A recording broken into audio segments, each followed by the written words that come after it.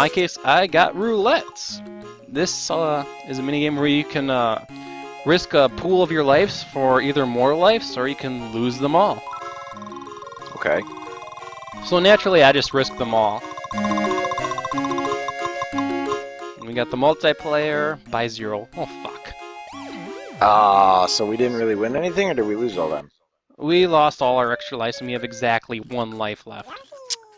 Well, that bites the ball sack.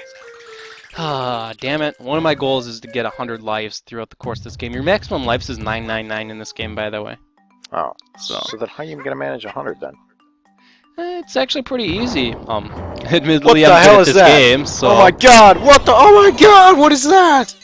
This is me committing suicide because I didn't want to just be hanging around at 1 extra life. Poor baby Mario, he floats This is away. probably the first time I've actually seen the game's game over streaming. It's very unimaginative, but this just gives me 5 lives for doing it, so I killed myself for more lives. A little counterintuitive, wouldn't you say? Yeah, I was gonna say, oh my god, what's going on? What the hell was that? Anyway, it looked like that spiky ball from Super Mario World, but it was painted like a clown. Is that what I saw? I don't know, I didn't get a quick glimpse of it. Well, we're going to see it again. The idea is to outrun this thing, so this is a part where you do have to hold down the run button.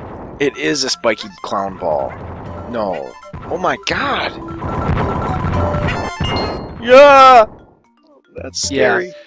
Unfortunately, I missed a coin and then I cannot go back, which means I have to start the level over again. So, yeah, it can sometimes get annoying. It usually gets most annoying in the game's most difficult stages, actually. So. Well, that's what I'm saying. That's why I would, like, be really ticked off if I just missed 1 coin and then I'd have to start the level all over again? Really? Come on. But I guess it does add a certain challenge to the game. More of an annoyance for me, I guess, because it's kind of... the game forces you to end up getting that, doesn't it? I mean, really, if you want... Once again, you can literally not collect everything and you'd still be able to beat the game. The collectibles are for the extra stuff. Okay. I'm assuming I'll find out what the extra stuff are later. Yeah, we'll get to that. Okay. But, one of the unique properties of Yoshi's finely digested eggs is that they can break through blocks like that. So... Basically, if you see any clay-like substance, your eggs and your ground pound are able to go right through it. I didn't know eggs are that strong, unless they're made out of concrete. Or steel. Or carbonite. Or something hard. Are we going to continuously think of hard materials? I'm going to say diamond, because you can't trump diamond. Diamond's very hard. Laser! There, I trumped up diamond. Screw your diamond. Yoshi's eggs are made out of lasers. Alright. Anyway, the first couple of levels in this game are indeed, first couple of levels of this game are actually relatively easy. This game's secret and extra levels are, are really difficult. But everything throughout the main course of the game, maybe except the last world, is relatively easy if you know what you're doing, which includes me. Okay.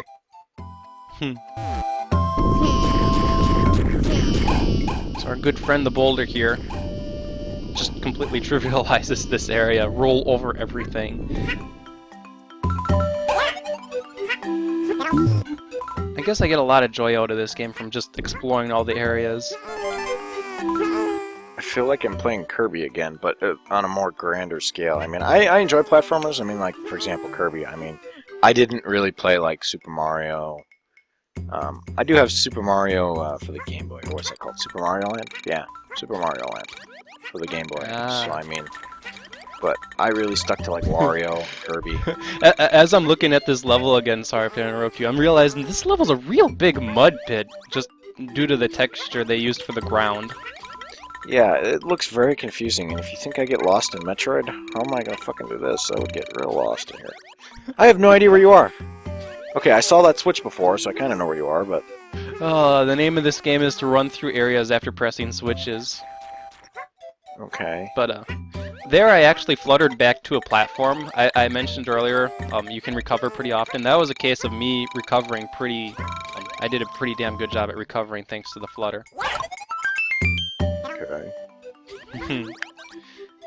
Yeah, this level literally is a mud pit. Oh my gosh. I'm not gonna say what those flowers are, but, you know, just something came to mind when I just saw one of those shoot up and almost stab you in the... You can jump off them, and then you can jump even higher. Oh, okay. I didn't know if they were trying to kill you or butt rape you. Well, they can't even damage you, actually. Oh. They literally can't damage you. Anyway, despite the fact I've been ground pounding a whole lot easier, this is the ground pound mechanic. You press down, you go down. You can use it to bust through some materials or bust some poles down. Okay, sounds simple enough. It is very simple.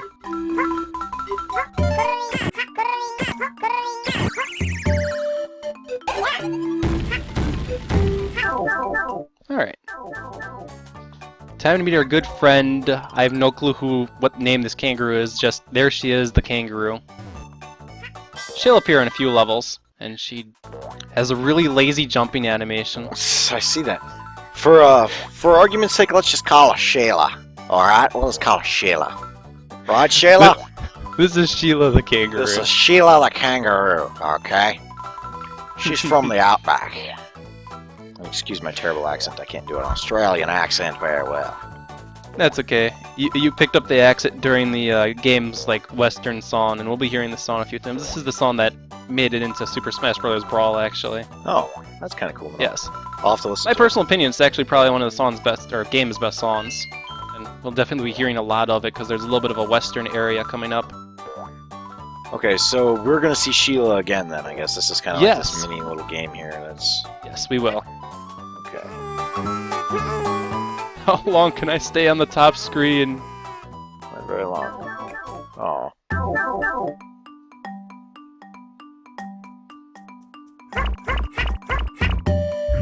I haven't really played a good platformer in a long time, so I guess I'm kind of I'm old school. I mean, I played the Kirby mainly. So I mean, if I had to play a newer, updated Kirby, actually, we did play that. We played Kirby and the Magic Mirror.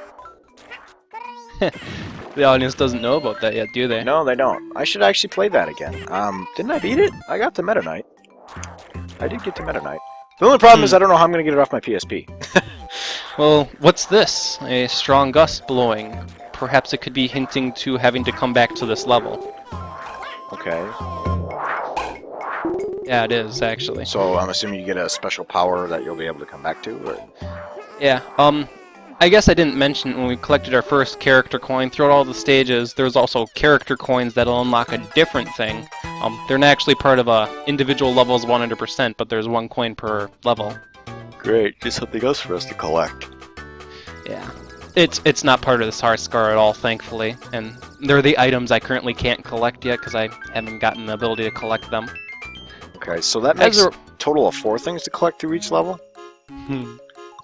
Really? Oh, these extra things better be worth it, that's all I'm saying, because if they're not, that's just going to be like, ah, why did I go back and collect those? Fuck, I lost this game immediately. That game was flip cards. We'll be seeing it again, and I'll explain it later on. Okay. But you know, I mean, it's like so you ultimately have to collect 4 things? Well, I'm unfortunately going to have to boot you out of the commentary if your commentary is literally going to be just complain about collecting. Our first castle stage. One little remark I would like to make about this game is one of the reasons why it's not a great game and it's just a good game is whoever's the music director tune really didn't do a great job with this game's music, especially when you listen to the Yoshi's Island music and compare it to Yoshi's Island DS's music. There's only really one song in this game I like in this game, and that's the Western theme. It's not like the soundtrack is bad, it's just not good or memorable, if you know what I mean.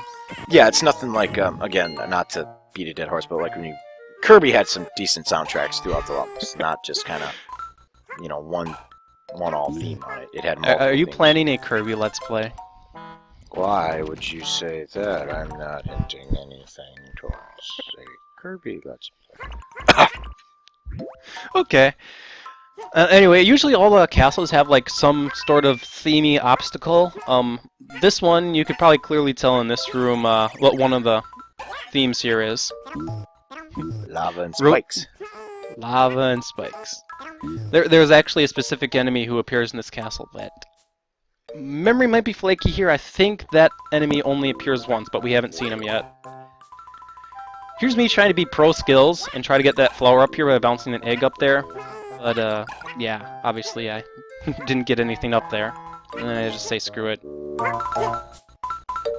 The reason that's annoying is that there's this midway point here, and you can't really jump over it. And you have to hit the midway point, and like, let's say I lost, then I have to get back to the midway point, run back to grab that flower, and then continue on through the stage.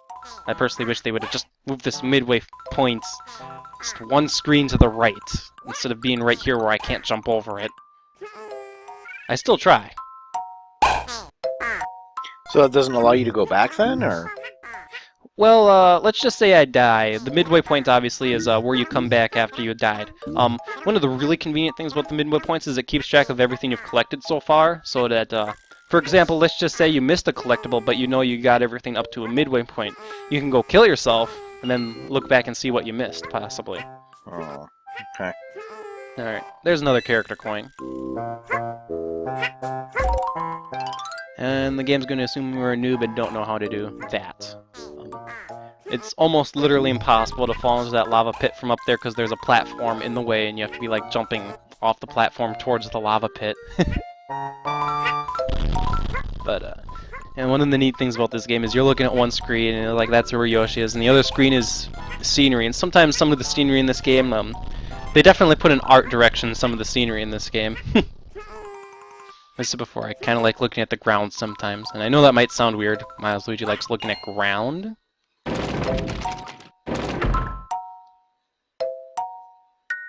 Anyway, up on that top screen there, that enemy we briefly saw, if memory serves me correctly, I believe that's the only time we see that enemy. Okay. Once again, forgive me if I'm wrong, I might be wrong. For some reason I want to call him Bert the Bashful, but that might be, the name of the specific one in Yoshi's Island, and I could be just totally wrong. So, wow, okay. You ground pound them to kill them. But as I said before, I believe if this isn't the only place you see them in the game, the other place is very unrememberable. Ah. So, we'll leave it at that.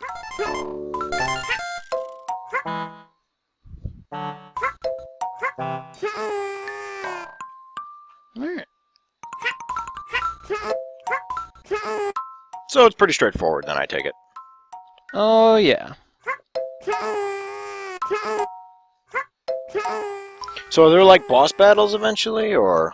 Yes. Oh. We'll be, in this part, I plan on doing 4 stages per video. That's because it'll correspond perfectly with all the castles, and each castle has a boss in it. Okay, so... Hopefully the boss fights aren't really that difficult, which is a good thing, because if you get hit once, you have to kill yourself, because your score of 30 is going to drop. it's dumb. The good thing is there's always a midway point just before the boss, so... Even though you have to beat the entire boss without getting hit, it's actually not that bad, considering that if you do get hit, you can just kill yourself and then try again. So how many levels does it normally take to a boss? Like 5 levels? Well, this is World 1-4. Okay, but I guess how many levels are in each to get to the boss? Like, is there like 5 levels in the boss, or? Oh, do you mean phases of the boss? Usually there's only 1 phase to the boss, maybe 2. No. 2 at most. Actually, I think the final boss is 3, but spoilers, we're not getting there for a long time. Matter of fact, we're just about at the boss right now, so we can see the game's first boss. See, they give you a midway point just before the boss. That's kind of nice. And an egg refill station. Probably be needing those.